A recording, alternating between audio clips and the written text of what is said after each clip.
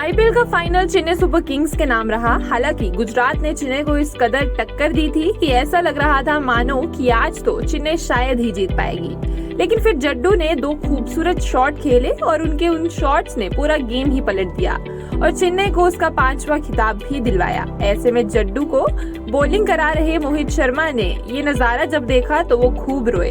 इतना ही नहीं, अब मैच के बाद तो मोहित ने ये तक कहा है कि उनकी तो रातों की नींद तक उड़ गई थी।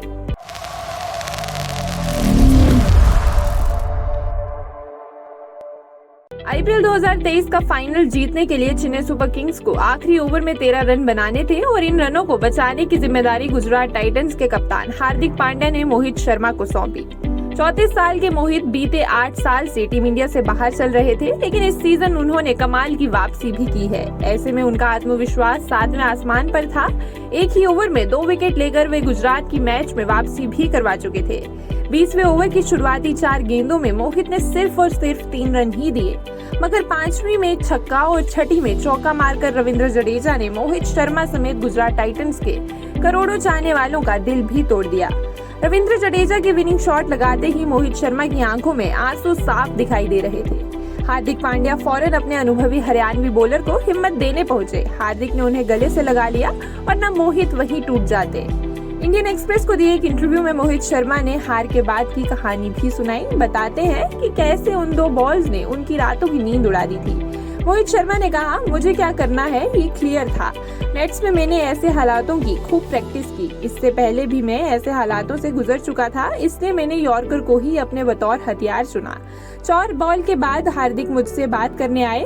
वे मेरा प्लान जानना चाहते थे। मैंने बताया कि मैं यॉर्कर ही फेंकूंगा, मगर बॉल वहां गिरी जहां उन्हें लैंड नहीं करना चाहिए था और जडेजा उसमें अपना बल्ला लगाने में कामयाब रहे। मैंने कोशिश की, मैंने अपनी बेस्ट देने की कोशिश की। हालांकि मोहित की ये कोशिश सीएसके को जीतने से नहीं रोक सकी और ये देख मोहित शर्मा रो भी पड़े थे।